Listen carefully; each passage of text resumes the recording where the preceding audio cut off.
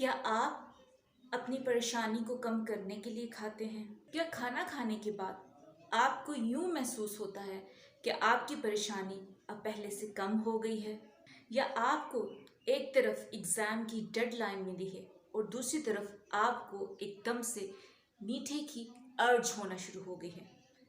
अगर आप में ये सारी सिम्टम्स पाई जाती हैं तो इसका मतलब है कि आप स्ट्रेस ईटिंग का शिकार हैं। रिसर्चर्स कहती हैं कि 40% लोग ऐसे होते हैं कि जब उनकी लाइफ में कोई स्ट्रेस, कोई उदासी, कोई परेशानी आती है तो वो खाने के ज़रिए अपने आप को पुरसुकून करने की कोशिश करते हैं।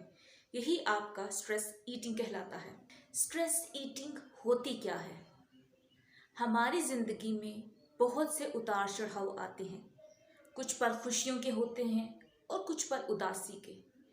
जब उदासी के लम्हात हमारे ऊपर तारी हुए होते हैं तो हर इंसान की कोपिंग स्किल्स डिफरेंट होती हैं।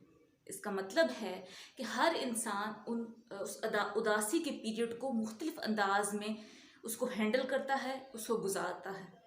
अगर मैं इसकी मज़ीद वजाहत करूं तो स्ट्रेस ईटिंग में आप अपनी कैपेसिटी से ज़्यादा खाते हैं और खाते वक्त ना आपको खाने का वो टेस्ट महसूस होता है, ना उसकी सेंस महसूस होती है। आप सिर्फ खाई जा रहे होते हैं, लेकिन आपको अपना पेट भरने का जो एक अलार्म होता है वो महसूस नहीं होता। एक और चीज़ जो आपने इसके हवाले से याद रखनी है वो ये है कि इसमें ज़्यादातर आपको जंक फूड की तरफ जो है आपको क्रेविंग होती है।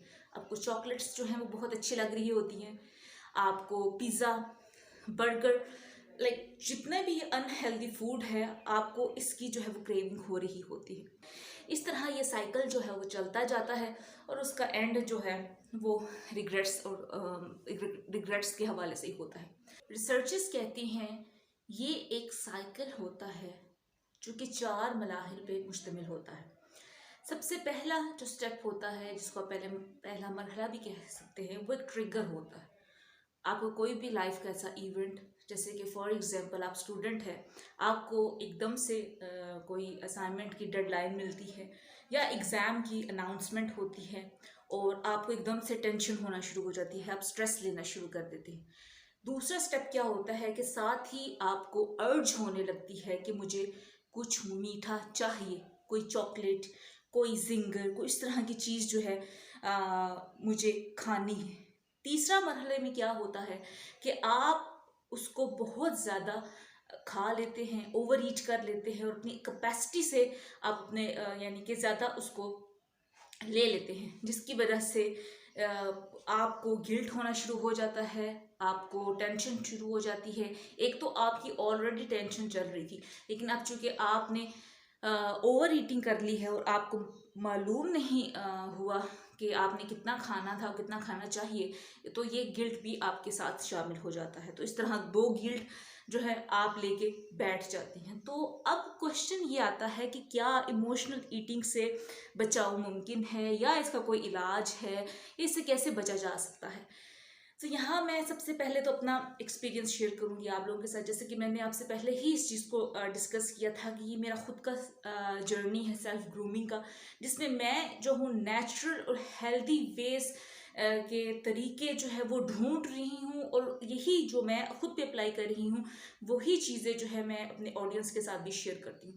तो इमोशनल ईटिंग का ये खुद बजाते मेरा अपना एक्सपीरियंस है कि तकरीबन 10-15 साल से मुझे ये आप कह सकते हैं ये ईटिंग मेरी हैबिट्स जो हैं वो बहुत ख़राब हैं और इन पे मैं पिछले 14 माह से काम कर रही हूँ। अगर मैं इसका देखूँ कि मैंने कितना इस पर काबू पाया है तो आप कह सकते हैं कि अल्हम्दुलिल्लाह मैंने 60% इस पर काबू पा लिया है और इतना ही टाइम मुझे इंशाल्लाह इस पर मैं 80% या 90% इंशाल्लाह बहुत जल्द with in you can say 6 months और may be more than 6 months काबू पा लूँगी। तो इसलिए आप सबसे पहले तो ये मेक श्योर रखें कि इस पर आप काबू पा लेंगे। दूसरी चीज़, आपको इसके हवाले से बहुत पेशेंस की ज़रूरत है।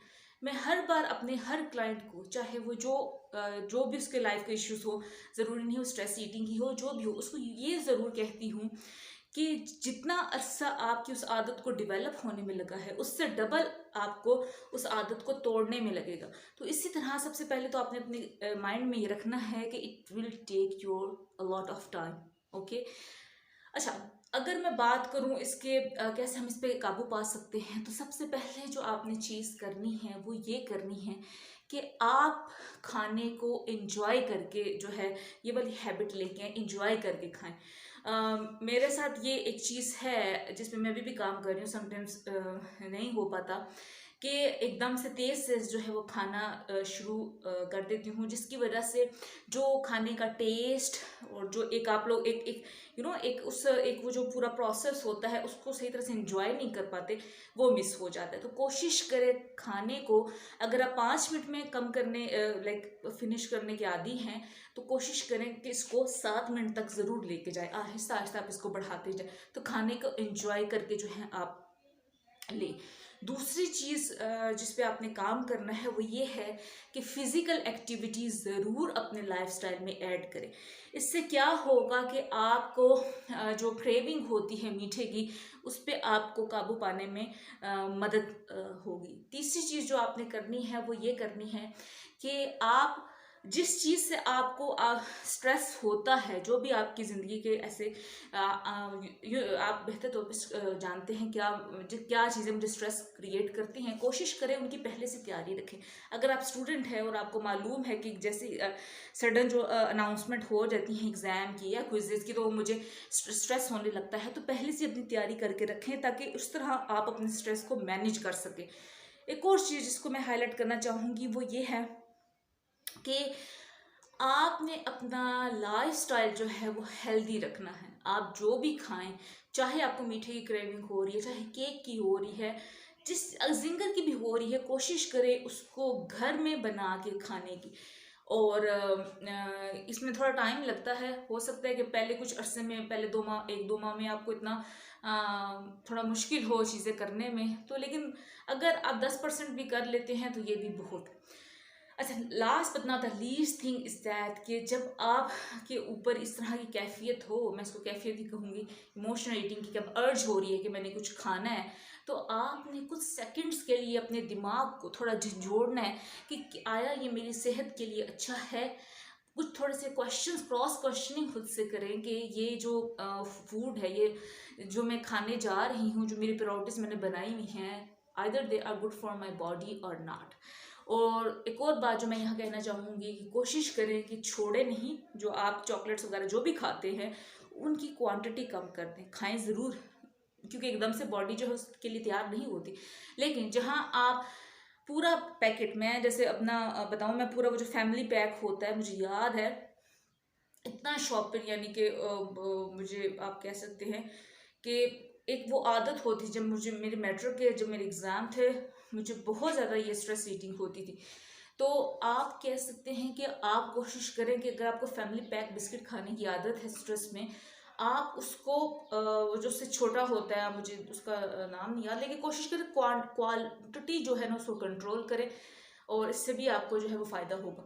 और अपनी प्रोग्रेस के ज़रूर मॉनिटर करें कि हफ्ते में कितनी बार आपको जो है ये स्ट्रेस ईटिंग के जो ये डेज़ हैं वो आते हैं और कितने दिन तक रहते हैं, ये भी ज़रूर मॉनिटर करें ताकि बाद में आप उस हिसाब से स्ट्रेटजीज़ को इनको मॉडिफाई कर सके, अप्लाई कर सके। ओके, तो ये सारा आज के इसके हवाले से था। प्लीज़ अगर आपको आपको लगे कि आपके आगे पीछे ऐसे अफराद हैं जिनको स्ट्रेस ईटिंग होती है, या जो मैंने आपके साथ शुरू में सिम्टम्स शेयर की, तो ज़रूर उनके साथ चीज़ें शेयर करें। अवेयरनेस की बहुत ज़रूरत है। हमारे यहाँ लोगों को 60 से 70% लोगों को बिल्कुल भी अवेयरनेस नहीं है कि वो जब ज़्यादा खाते हैं टेंशन में तो वो क्यों खाते हैं, इन्होंने कभी इस बारे में सोचा नहीं होगा। तो बराए मेहरबानी उनकी मदद कीजिए, करें, उन्हें गाइड करें। अगर आपके साथ कोई इस तरह का कोई मसला है तो आज से इस पर काम शुरू करें, क्योंकि ये आपकी बॉडी के लिए ठीक नहीं है। बहुत शुक्रिया।